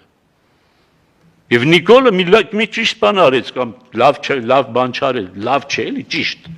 Ցույց տվեց մեր էությունը։ Բայց մենք չենք ուզում համաձայնվել, որ դա մեր էությունն է։ Ասում եք, չէ, դավադրություն էր։ Թուրքական գործակալներ, եթե գիտեիք բազգային անվտանգություն չունենայիր, ու երբ որ դու մի ազգ ես, որ $100 կարա քո սպան ծախվի։ Իշքան ուզում ես ասա, բանակս ես, բանակն ես, բանակը, լավ խորհրդներ ունեցել ենք, լավ գեներալներ ունեցել ենք, լավ սպա ունեցել ենք, բայց բանակը պարդված, ջախջախված բանակ է այսօր։ Չենք ուզում ընդունել։ Ինչ չենք ուզում ընդունել, որ մեր բանակը այսօր պարդված, ջախջախված, հուսալքված, բարոյալքված։ Էնա խոսում է մարդը, ասում է, չէ, Նիկոլ, ասում է 50% է։ 50%-ը փախնում է բանակից, ազատվում է, զանազան պատճառներով։ Այստեղ Նիկոլն է մեղավոր, Նիկոլն է դասավորում 50%-ի բանակից փախնելը։ Իմ մտերիմները առանց ամաչելու, գիտեն իմ կեցվածքներ բաններ, իմ մտերիմներ առանց ամաչելու դեմ նստում են, ասում են, որ իմ տղեն բանակ պիտի չգնա Սրբազան։ Ամոթանք եմ տալիս, ես եմ անում եւ արին։ Չպիտի գնա Սրբազան։ Ում է պետք Սրբազանի այդ հարգանքը։ Եթե իր մտերիմին չի կարողանում բացատրի, գիտես ինչ։ Պետք է բանակ գնաք։ Եվ անխտիր պետք է գնան, բոլորը պետք է գնան։ Կանայք է պետք է գնան։ Դա անխուսափելի է հայկական իրականության համար, դա անխուսափելի է։ Այս գեոպոլիտիկ, ռեալ պոլիտիկ, գեոպոլիտիկ այս բանում տարածքում, եթե մենք ուզում ենք հայկական պետականություն ունենալ, եւ ոչ թե այս խղճուկ չնչին ողորմելի սահմանների մեջ, ուրիշ ձև չկա, քան լինել գեր ռազմականացած պետություն։ Սա տերները պետք է ասի։ Հա։ Ես պետք է ասեմ սա։ Ուրիշ ճանապարհ չկա։ Մնացած բոլոր ճանապարհները բերելու են հայկական ինքնության, հայկական պետականության վերացման։ Անունը դարձյալ ասում եմ, կպահպանվի Հայաստանի Հանրապետություն։ Կդառնա մի 100 տարի հետո կասեն Էրմենիստան Թուրք Ռեսպուբլիկасы, այսինքն Հայաստանի թուրքական հանրապետություն։ Կդառնա տարածքային անվանում Հայաստանը։ Եղել է, չէ, Հայաստանը եղել է արաբական խալիֆատի մեջ, անկախ պետություն չէր, ինքը տարածքային միավոր էր Հայաստան։ Նույնը պարսկական կայսրության մեջ տարածքային միավոր էր Հայաստան։ Եվ Հայաստանը կար, երբ որ Հայաստանի պետությունը չկար, Հայաստան աշխարհագրական միշտ եղել է։ Հռոմեական կայսրության մեջ գնում են Հռոմ ցույց են տալիս, դες Հայաստան, ընդ որում բանի մեջ է, էլի, հռոմեական կայսրության մեջ։ Միայն Սուլտան Համիդն է, որ արկել է, չէ՞, Հայաստանը չօգտագործեք։ Մինչև Սուլտան Համիդ Հայաստան ազատորեն օգտագործում էին հայերը։ Իբրև աշխարհագրական տեղանում։ Հենց որ Հայաստան անունով չի նշանակում, որ Հայաստան կա։ Մենք ես զգացական բաներով ենք ապրում, զգացական բաներով, ռեալ պոլիտիկ, հայը ու ռեալ պոլիտիկն ու։ Այսօր այդ մինիմալիզմը որով բան է, սա ես միշտ ասել եմ, որ այս մինիմալիստական բանը ուզենք չուզենք կլինի, ազգի մեջ պետք է լինի։ Արարատը տանք հանգիստ ապրենք, Ղարաբաղը տանք հանգիստ ապրենք, թուրքերին թողնենք, այս պետք է լինի, բայց սա պետք է լինի չնչին փոքրամասնություն։ Իսկ այսօր չնչին փոքրամասնությունը մենք ենք։ Եվ չնչին փոքրամասնության իշխանության գալ միմիայն հնարավոր է անհնարին ճանապարհով։ Հնար չկա։ Եթե դուք տեսնում եք այդ հնարը, ցույց տվեք։ Հեղափոխություն չի կարա անի փոքրամասնությունը, հեղաշրջում չի կարա անի, եթե հեղաշրջում անելու ունակ լիներ այդ ազգային անվտանգության եւ բանակում կլիներ, ընտրությունով անհնարին է, ընտրությունով բացարձակ ամենաանհնարին ընտրությունով է։ Բա բանակը եթե բանակ լիներ, ինքը կնայեր, կկանգներ ու կասեր, թե ոնց է Արցախը հայաթափվում, կամ կասի ես թույլ եմ, ինչ բանանեմ, ես էլ կորցնեմ, էսի հայի պես բանակի պահված կա, ես դե չեմ հասկացել բանակը։ Ես եմ սխալ հասկացել երևի։ Եվ ես կանից հետո բան անել, թե հիմա ես հունվարի 28-ին ոչ բանակի տոն եմ նշում, ոչ էլ բան, թող ինձ ներեն զոհ բաներ։ Ես պարտված բանակի տոնը չի պիտի նշեմ։ Երբ որ իմ բանակը կվերագտնի իր փառքը, ես ժամանակ կնշեմ։ Ես ջարդված, կոտրված, Արցախի ցեղասպանությանը բանով բինոկլով նայած բանակին, ինչ պիտի նշեմ։ Արցախը հավետ կորցրած։ Հիմա Բակրատ Սրբազանը կա, ինքը լավատես է, ես միշտ ասում եմ, ինքը ով ուզում է լավատեսություն, գնացեք, համեցեք։ Սիմեոն Երևանցու ժամանակ, ուրեմն Սիմեոն Երևանցին լավ քարոզ էր խոսում, բայց քյոսա էր։ Մարդիկ ասում էին, այս քյոսենով է, տեսք չունի էլի։ Եվ կար մի հատ Մովսես անունով, հոգևորականով փառահեղ տեսք ուներ, գեղեցիկ տղամարդ, շքեղ մորուք, բան եւ այլն, այս էին ասում բան։ Այն ժամանակ էլ այդ խոսքը կար, ասում էր, թե մորուք կուզես Մոսես, թե քարոզ կուզես Քյոսես։ Պատմությունից օրինակներ են բերում, սովորեք։ Հիմա այս իմ բանն է, այսինքն դե լավատես եք ուզում, տավուշ, ճանապարհը բաց։ Ես վադատես եմ, բայց վադատես ասելով, ես չեմ ասում, թե բուժում չկա։ Ես չեմ ասում փրկություն կա, բայց եթե հասկանանք, որ հիվանդ ենք, եթե ինձ բժիշկս քննի, ասի, որ գիտես ինչ, քաղցկեղի 4-րդ ստադիայում ես, այսօր եկուց ես, ես պետք է ասեմ, ինչ ես խոսում, Դինդունեմ չէ, որ հիվանդ եմ, որ բուժվեմ, շանս ունենամ բուժվելու։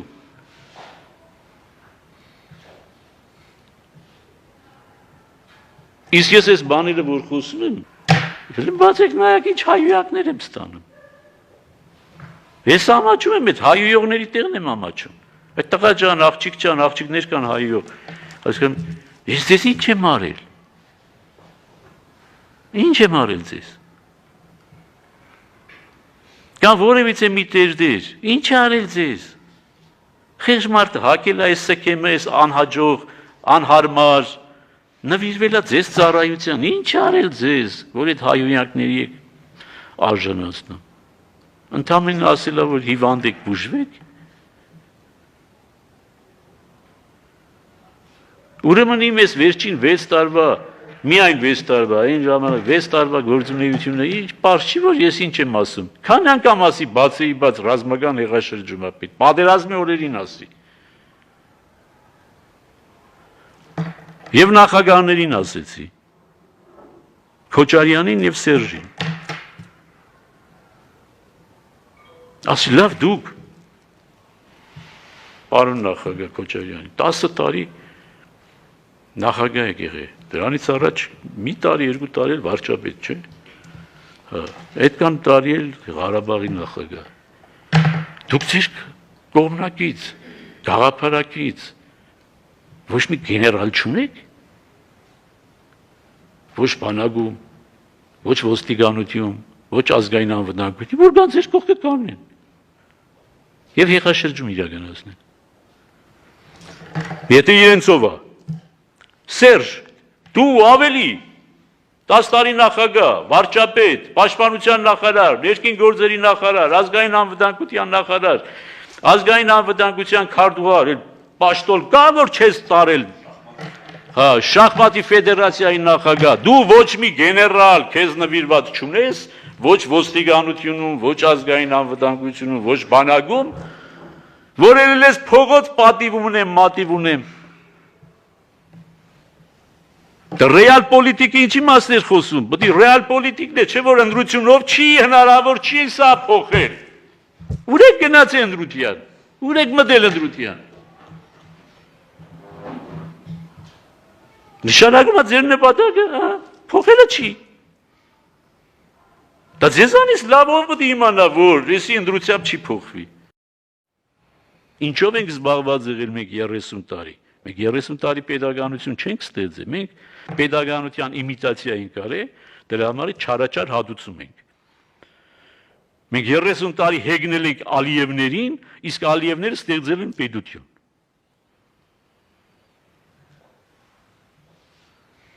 Հիմա էլ ես ավանագը, ասում այո մեր բրենդը դեմոկրատիան է։ Ումա պետք արա քո դեմոկրատիան։ Երբ որ երկիրն ես վարի տալիս, դեմոկրատիան ավելի մեծ արժեքի, քան հայրենիքը, քան հայրենիքի սահմանների մեծությունը, կարելի է հանուն դեմոկրատիայի զիջել տարածք, դե թող զիջեր են, Ալիևը ինչի չզիջեց։ Են քիլդի միլդի մուլտիկ ունեի, չէ, 30 տարի այդ քիլդիմով ապրանք, և իրոք էլ հավատում էի, գիտես, որ այդ քիլդիմն է, որ հայ զինվորոնես բանով, ինչ պարզվեց իրականում։ Եվ այսօր էլ մի թերագնահատեք, սխալ է որ թերագնահատեք Թուրքին, մի թերագնահատեք Թուրքին։ Ձեզ մի գերագնահատեք, Թուրքին մի թերագնահատեք։ Եթե թուրքը վատն է, ինչու է նստած ձեր երկրում։ Այս հարցը տալիս եք ձեզ։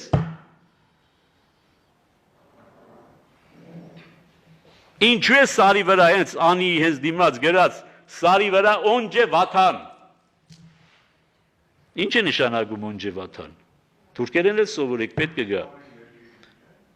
Ամենից առաջ հայրենիք, նախ եւ առաջ հայրենիք, այսինքն հայրենիքից կարևոր բան չկա։ Իսկ ո՞րն է ինքը հայրենիք համարում, որտեղ որ իր զինվորը կանգնած է, եւ ինչը որ խլելա քեզանից եւ լավ է արել խլելա։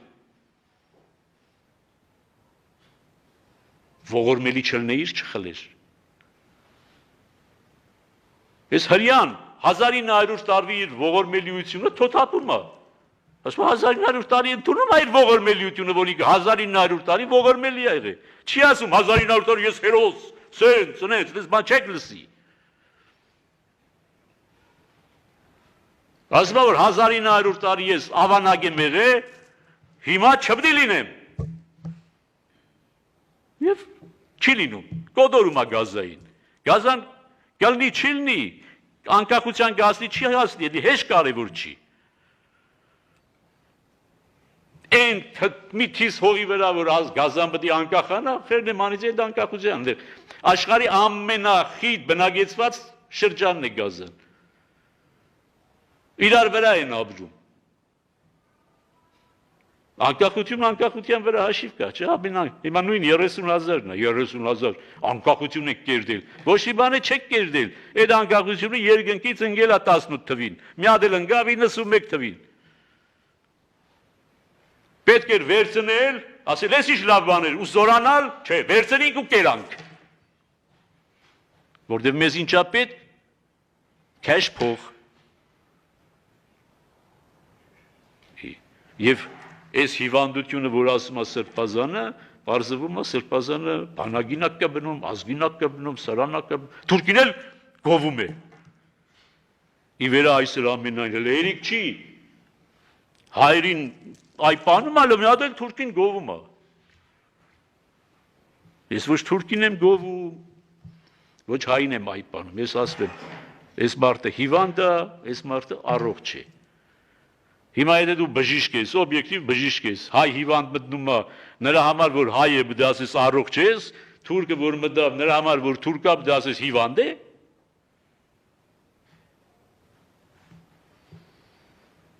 Չի կարելի, չէ՞։ Այս զգացմունքային, զգացական, որ ավելի կանանց մոտ լիներ 20,000 կանանց կասեին հա լավ, կանայք դենց են, բայց տղամարդիկ դենց կլինեն։ Հիմա վերջացնեմ ասածս, որպեսզի շատ երկար չլինի, դիագնոզի վերջնական բանը, հա, եզրակացությունները, Սասունցի Դավիթները պետք է շատանան, ցռան վերգոները պետք է պագասեն։ Որը զգում եք, որ դուք Սասունցի Դավիթ եք, պետք է բազմանաք, շադանաք։ Սասունցի Դավիթների տոգոսը գոնե պետք է հասնի 2%-ի։ Մի տոգոսը չի գերազանցում այս ազգի մեջ։ Շնորհակալություն Սրբազան հայր, որ չմերժեցիք մեր առաջարկը։ Քանի որ Գյումրիում մարտահերթ ընտրություններ են նախատեսված եւ կյանքը ստիպել է անընդհատ քաղաքականությունից խոսել եւ ոչ հոգեվոր թեմաներից այդ կապակցությամբ ցավում եմ։ Անդրադառնալով Գյումրու շուրջ ստեղծված իրավիճակին, Սրբազան հայր, քանի որ դուք Գյումրին, այսպես ասած, 10 մատի պես գիտեք, ով է արժանի, որ պետք է լինի Գյումրու քաղաքապետ, ով պետք է ստանձնի այդ պարտավորությունը։ Եթե իմ որոշումով լիներ, ով է արժանի եղածների մեջ, ոչ մի կատարյալ չի, բայց կարող են ղեկավարել քաղաքը, ամեն մեկը իր բնավորության եւ իր կարողությունների համապատասխան։ Այո, գոնե 4 հոգի կան, որ այո։ Դուք 4 հոգու անուն տվել եք, ուժի անուն տվել եք, ինչպես նաև մեկին անվանել եք կեղծ ընդդիմադիր, խոսքը Ռուբեն Մխիթարյանի մասին էր, որը նաև երեք իր նախընտրական քարոզարշավի ընթացքում անդրադարձավ, նախ ասաց, որ ներողություն է խնդրում ձեզանից, երևի նեղացրել է ձեզ, բայց այդուհանդերձ նաև նշեց, որ ինքը ձեր հոտի զավակն է, նա հայ առաքելական եկեղեցու հետևորդ է եւ օրերս նա կհանդիպի ձեզ, նեղացրել է ձեզ Ռուբեն Մխիթարյանը։ Դե քանի որ ինքը այդպես վերջում մտերմություն ունեցել ենք եւ եկել մտել է ընտրապայքարի մեջ, եւ մրցապայքարի մեջ եւ քաղաքապետի տեխնացու է իրեն հայտարարել առանց ինձ հանդիպելու նույնիսկ դա կարծում եմ ճիշտ չի։ Դա է։ Այսօր արդեն ինքը եկել է առաջնորդարան, բայց ուղղակի չի կարողացել ինձ տեսնել, երևի վաղ կտեսնի։ խնդիր չկա։ Միայն դա էր պատճառը, որ իրեն ինքը ինչով էր արժանացել կեղծ ընդդիմադիր լինելուն։ Որովհետև ես հիմքեր ունեի մտածելու, որ իրեն արգելել են ոմանք ինձ հանդիպել։ Այս սպային էլ այդ կասկածը իմ մոտ փարատված չի, գուցե ինքը գա եւ այդ կասկածը փարատի։ Որովհետև ես այն տպավորության տակ էի, որ անշուշտ ինքը ցանկացել է ինձ հանդիպել, բայց քանի որ ինքը կաշկանդված է իրեն սատարող ուժերով, որոնք իրեն արգելել են եւ ասել են, որ ցանկալի չի Սրբազանի հետ հանդիպել, այդ պատճառով ինքը չի հանդիպել։ Եվ եթե այդ պատճառով ինքը չի հանդիպել, ինքը բնականաբար կեղծ ընդդիմադիր է։ Որովհետև ծառայում է մեկ այլ ուժի, որը ընդդիմադիր չի։ Սա իմ տպավորությունը, իմ վերլուծությունն է եղել, որովհետև գուցեև ես սխալվել եմ։ Հիմա երբ որ գա ինքը եւ հաստատ դեր ներկայացնի, որ այդպես չի, կպարզվի, որ ես սխալվել եմ։ Բայց ոչ թե պարզապես անձնական մագարտակի վրա վիրավորվածություն չի եղել, որ քանի որ ինքը ինձ մոտ չի եղել, ես վիրավորված եմ եւ դրա համար կեղծ չէ։ Բայց ես հիմքեր եմ տեսել եւ հիմքեր եմ ունեցել կարծելու, որ իրեն ուղղակի թելադրված է եղել ինձ չհանդիպել։ Իսկ թելադրող ուժերին ես ընդդիմադիր չեմ համարել երբեք։ Հասկանալի։ Սրբազան, տեսեք, Գյումրու տեղական ինքնակառավարման մարմնի ընտրությունները, նախ այս ձեզ սա տեղական ինքնակառավարման մարմնի ընտրությունները, թե ինչպես ասում են, այն ստանալու է համապետական բնույթ, հույս են կապում, որ օրինակ եթե ընդդիմադիր թեկնածու դառնա Գյումրու քաղաքապետ, հնարավոր է նաև դրանով հասնել իշխանափոխության եւ այն խարանը, որ կա Գյումրու վրա, իբրև թե նիկոլական քաղաք է, Նիկոլ Փաշինյանը այստեղից է քայլելով գնացել Երևան եւ հասել իշխանության, այդ խարանը կմաքրվի։ Գյումրու վրա այդպես խարան չկա։ Չկա այդպիսի խարը, նա այստեղից է քայլել, եւ այստեղից քայլել է միայնակ, այդի խարան չի։ Մեզ որ, այո, բայց այդ զուգահեռը տանում են, որ այստեղից սկսվել է, այստեղ էլ կվերջանա, ասված տա, բայց Գյումրի քաղաքապետի ընտրությամբ չէ, այլ Գյումրի քաղաքապետի ընտրության միջոցով պրոցեսի սկզբնավորմամբ, համապետական պրոցեսի սկզբնավորմամբ է, որ կարելի է բան փոխվել։ Թե չէ պարզապես Գյումրի քաղաքապետի ընտրությամբ, եթե Երևանը չշարժվի, ոչ մի բան չի փոխվելու։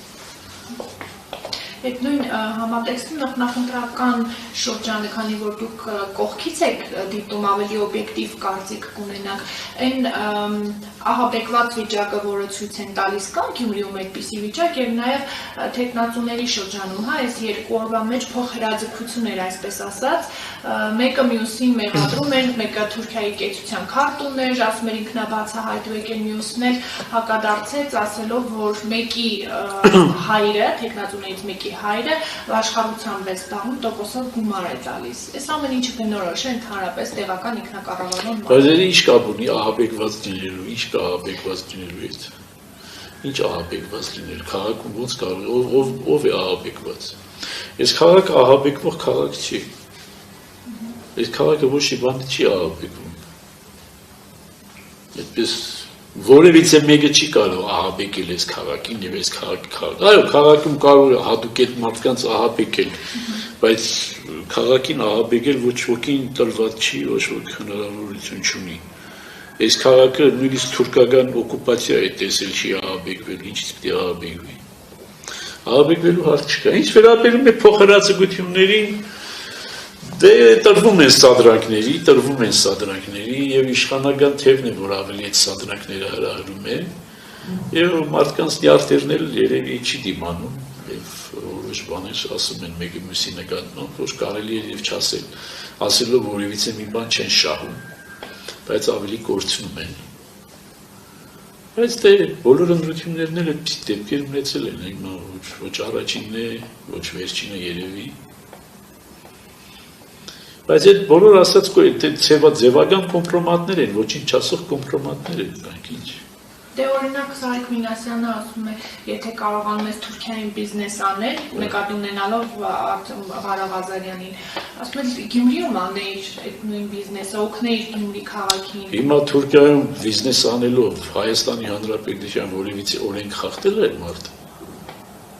Որևիցե հագավորինական արարք կատարել է։ Որևիցե քրեական արարք կատարել է։ Հետևաբար դա ինչ կոմպրոմատ է, դա կոմպրոմատ չի։ Դա բացահայտ է եղել, չէ՞, բացահայտ բոլորն էլ գիտեն այս քաղաքում ով Թուրքիայի հետ բիզնես է անում, բոլորին անուն առանուն գիտեն։ Հետո ինչ մի թակում բան է եղել, որ հիմա բացահայտվել է։ Կամ եթե դրա մեջ քրեական հանցանքական պետական դավաճանություն կա, ձեռքերը ոլորեք տարեք, ինչ է խնդիրը։ Բայց դե ես չեմ կարծում, թե Թուրքիայում են կան մատես քաղաքը շատ միշտ ի սկզբանե Թուրքիայի հետ շատ բիզնես հարաբերություններ ունեցողներ է ունեցել եւ ունի եւ կունենա, քանի դեռ դա հագավորինական չէ։ Մեզ որ էդի կոմպրոմատ չի, ինչ մի կոմպրոմատ է հանել են մեջտեղ։ Այ աշխարհությունն այլ կոմպրոմատ է, շատ ավելի լուրջ կոմպրոմատ է։ Բայց մարդելի պատասխանատու չէ իր հոր համար։ Ինչ անենք, որ հայրը աշխարհում է։ Ես չգիտեմ էլ խոսքում է վերաբերում։ Ահա, իրենք էլ են ժամանակ տվել, այսպես ասած, որ ինքնաբացահայտվեն, մեկը մյուսին ժամանակ են տալիս։ Քանի որ այն կուսակցությունները, որոնք առաջադրվել են քաղաքապետի թեկնածուի համար, բոլորը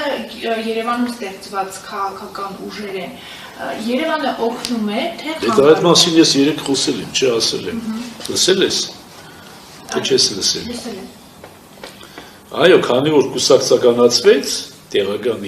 կառավարման մարմինների ընտրությունները, այո, Երևանը դարձավ դերակատար բոլոր թիմ ընտրություններում, ուզես թե չուզես, որովհետև բոլոր կուսակցությունների գլխամասերը Երևանում են։ Եվ այո, Երևանը ամեն տեղ դերակատարություն ունի իր կուսակցությունների միջոցով։ Սա սխալ է, ըստի սխալ է։ Եվ չպետք է կուսակցականացվեր թիմ ընտրությունները, չպետք է կուսակցականացվի։ Եվ Երևանը չի կարող օգտակար դերակատարություն ունենալ որևիցե մի տեղական ինքնակառավարման մարմնության մեջ, որ չի կարող, որովհետև ինքը տեղյակ չի այս նոճ իրավիճակին, ոչ մթնոլորտին, ոչ մարդկանց։ Նախընտրական ծրագրերին դուք տեխնացուների առաջարկած ծանոթացել եք։ Ես լուրջ չեմ առնում նախընտրական ծրագրերը։ Հարցս հենց այդ շրջանակում էր իրատեսական արդյոք համարում եք, թե դրանք մնալու են բուկլետների վերագրված։ Ինչպես միշտ մնացել են, մեծ մասը կմնա, իսկ կիրականան նրանք, որոնք եթե բուկլետում չլինեին էլ իրականանալի էին։ Ես երբեք ոչ մի, այսքան 30 տարվա մեջ ոչ մի նախընտրական ծրագիր թերթած անգամ չկամ։ Կամ երբ թերթել եմ նկարները նայելու համար, որտեղ չեմ հավատում ես այդ ծրագրերին, որտեղ այդ ծրագրերի մեծ մասը օդի մեջ են։ Օդի մեջ են։ Եվ ուղղակի ասվում են, մարդկանց ականջը շոյելու եւ այո մարդկանց դեպի իրենց տրամադրելու համար, որ բնական է, ոչ մի աշխեն արադավոր բաներ չկա դրա մեջ։ Բայց ոչ մեկն էլ չեմ կարծում թե ծրագրին, այս քաղաքն ամանավանդ ոչ մեկը ծրագրին քվե չի տալու մարդի 30-ին։ Ոչ մեկը կուսակցությաններ քվե չի տալու։ Դուք կարծում եք, որ ասենք կոմունիստական կուսակցությանը քվե տվող է լինելու։ Քվե տալու են Վարդան Ղուկասյանին, ինչ կապ ունի կոմունիստական կուսակցությունը։ Կամ որևիցե ԿՊ-ին են ձայն տալու, չէ, տալու են Սարիկին։ Այնպես որ ինչ ծրագիր, ոչ ծրագիր, ոչ կուսակցություն, ոչ մի էական դերակատարություն չունեն ընտրությունների մեջ։ Ձև են։ Այդուհանդերձ տեխնացուները այդ իրենց ծրագրերը մեկը ազատ տնտեսական գոտի, մեկը զբոսաշրջության վրա է շեշտը դնում, բայց Գյումրիի թիվ 1 խնդիրը որն է, որ պետք է նախ լուծում ստանալ, ոչ թե թողնեին, որ հասներ հերթը ընտրություններին, եւ որ ընտրություններից հետո պետք է լուծում ստանալ։ Թիվ 1 խնդիրը այսինքն շատ դժվար է թիվ 1 խնդիրը որոշ։ Թիվ 1 խնդիրը երևի, այսպես ասենք, սրտացավ ինքնամոռաց քաղաքին նվիրված եւ միայն քաղաքի հոգսերի մասին մտածող քաղաքապետ ունենալն է։ Այսպես ասած մահապարտ քաղաքապետ ունենալն է, որը ոչ մի կողմնակի անձնական շահագրգռություն չպետք է ունենա։ Եվ պետք է միայն մտածի քաղաքի հոգսերը թեթևացնելու եւ քաղաքը քաղաքի վերածելու մասին։ Այդտեղ թե ինչպես կլինի, տարբեր ֆրոնտներով նախ աշխատատեղերի ստեղծում, բիզնեսի խթանում, ինչ իմանամ, ենթակառույցների ստեղծում, մշակութային օջախների թարմացում եւ այլն, լեփլեցում գործեր կան, լեփլեցում։ Եվ երկրաշարժից հետո այն, որ այս քաղաքը մնացել է եւ այսօր դեռ քաղաք է եւ դեռ խոսք ունի ասելու, սա հրաշքի համազոր բան է եւ դրա համար գյումրեցին է, որին պետք է շնորհակալություն հայտնենք, որ կարողացել է այս տոգունության ռեկորդներ սահմանել, մնալ քաղաքում եւ քաղաքը պահպանել եւ այսօր էլ քաղաքից ինչ-որ բան ստանալ եւ ունենալ։ Ես իբրև հոգեվորական, անշուշտ ամենից առաջ եւ ամենից վեր նախ հոգեվոր բարոյական մթնոլորտ։ Պետք է քաղաքը ունենա հոգեվոր բարոյական առողջ մթնոլորտ։ Դա երբանից սկսած չկա սրբազան։ Ով ասեց չկա։ Կա, ավարար չի։ Ավարար չի։ Եվ հոգեվոր բարոյական մթնոլորտը քաղաքը ունեցել է մինչև հեղափոխություն Ալեքսանդրապոլի ժամանակ էտալոն է եղել հոգեվոր բարոյական մթնոլորտի թելադրողն է եղել այս ամբողջ տարածաշրջանում։ Հետո կամաց անշուշտ սովետական տարիներին թուլացել է, երկրաշարժից հետո շատ ավելի տկարացել է, բայց եւ այն առողջ կորիզը մնացել է պահպանվել եւ դա պետք է ավելի խոշորանա եւ այո, այդ որ ասում ենք հոգեվոր բարոյական տեղից է բխում մշակութային ձեռքբերումներ եւ այլն, որոնցով հայտնի է մեր քաղաքը։ Հետևաբար մեր քաղաքը դες չի, որ անպայմանորեն արդյունաբերական ձեռնարկություններով պետք է հզորանա եւ ինքը ուրիշ առաքելություն է ունեցել, ինքը ունեցել է այս նիստուկացի, հայկական նիստուկացի մտածելակերպի, վարքու կանոնի էտալոն լինելու բրենդն է, որ այս քաղաքին պետք է վերադարձնել վերջնական, ոչ թե մի արդյունաբերական ձեռնարկություն ավել կամ պակաս, այո, արդյունաբերական ձեռնարկությունները անհրաժեշտ են, որպեսզի մարդիկ աշխատեն, բայց միայն դրանով չի, այլ պետք է այդ աշխատողները կարող լինեն այդ հոգեվոր բարոյական արժանիքների եւ արժեքների։ Սրբազան այդ հոգեվոր բարոյականի եւ երևի ավելի շատ բարոյականի, հա, այս ընտրությունների ընթացքում մարդիկ, ովքեր Հայաստանի Հանրապետության կայացման գործում կամ Հայաստանի Հանրապետությունը միջազգային հարթակներում բարձր են պահել, խոսքը օրինակ Արթուր Ալեքսանյանի մասին է կամ Քյոխի լեգենդար հրամանատարի, նրանցից մեկը ընդդիմադիր ուժի կողքին էր հայտնվել, Արթուր Ալեքսանյանն էլ քարոզարշավից առաջ իհարկե գնացել է իր անվան մարզադպրոցը տեսնելու, հիմա ասոցիացնում են, որ նախընտրական քարոզարշավի է մասնակցել։ Նախ ընդհանրապես իրենց քաղաքականության մեջ լինելու կամ խառնվելը դուք ինչպես եք դիտարկում, արժեր արդյոք իրենք խառնվեն կամ ամեն դեպքում այդ համարձակությունը, քաջությունը ունենային հասկանալու, որ իրենց ամեն դեպքում ասոցիացնելու են այդ ուժերի հետ, քանի որ թիրախավորվում են հասարակության կողմից։ Իրենց ազատությունն է, իրենք ազատ են, իրենց քաղաքական կողմնորոշումը ունենալու ինչ խնդիր կա, այսինքն եթե մեկը առանձնանում է ինչ-որ բանով ասպարեզում, մշակութային կամ սպորտային կամ ռազմական կամ չգիտեմ ինչ, կամ հոգևոր, ուրեմն ինքը իրավունք չունի քաղաքական կողմնորոշում ունենալու, այդպես չի, մարդիկ իրավունք ունեն իրենց քաղաքական կողմնորոշում ունենալու։ Հիմա ես որևիցե բան չեմ տեսնում եւ ոչ էլ այդպես դատապարտողի կեցվածք եմ ունենում Արթուր Ալեքսանյանը սպորտի բնակավարում Մեր պատիվը բարձր պահած տղա է, մեր տղան է, մեր սիրելի, մեր քաղաքի համար սիրելի մարդ եւ բացարձակապես պետք չի իրեն ասոցացնել ԿՊ-ի հետ։ Բնավ։ Հիմա այս իշխանության օրոք կառուցում է իր անվան մարզադպրոցը։ Այդ տղան ինչպես ինչ անի բա։